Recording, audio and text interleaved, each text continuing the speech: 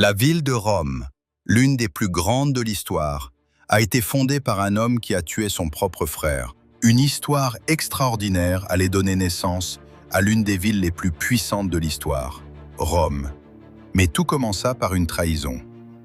Dans la ville d'Albe la Longue, régnait autrefois un roi sage nommé Numitor. Pourtant son propre frère, Amulius, brûlait d'ambition.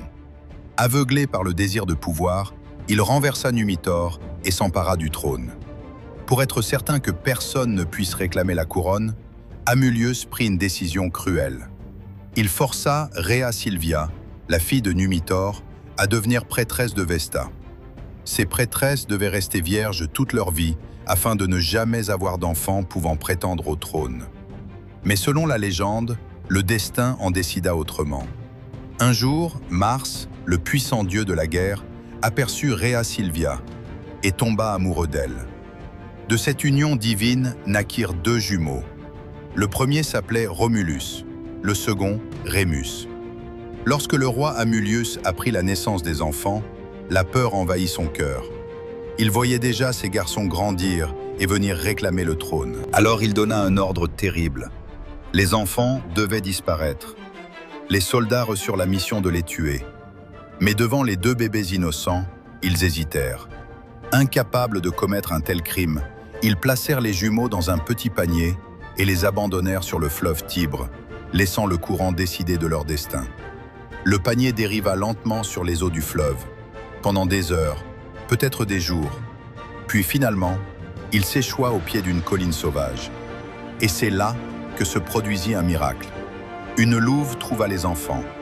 L'animal s'approcha lentement, renifla les nourrissons, et au lieu de les attaquer, elle les protégea. Elle les emmena dans une grotte appelée le Lupercal. Là, la louve les nourrit de son lait et veilla sur eux comme une mère. Plus tard, un berger nommé Faustulus découvrit la scène incroyable. Deux enfants humains élevés par une louve.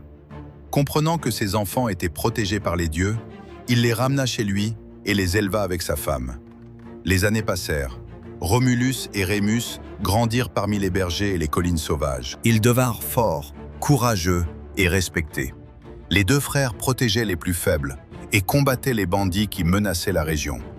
Mais un jour, lors d'une bagarre avec des voleurs, Rémus fut capturé et emmené devant Numitor, l'ancien roi déchu. En observant le jeune homme, Numitor sentit quelque chose d'étrange. Son âge, son courage et surtout son histoire. Peu à peu, la vérité apparut. Romulus et Rémus étaient ses propres petits-fils.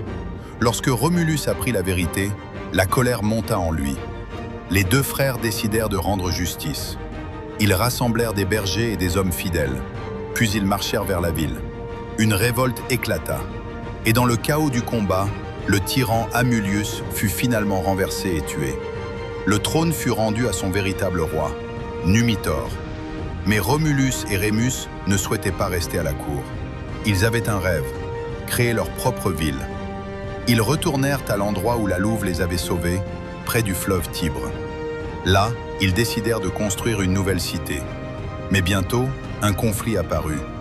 Romulus voulait bâtir la ville sur la colline du Palatin. Rémus préférait la colline de l'Aventin. Pour trancher, ils décidèrent de demander un signe aux dieux en observant les oiseaux dans le ciel, une pratique appelée les augures.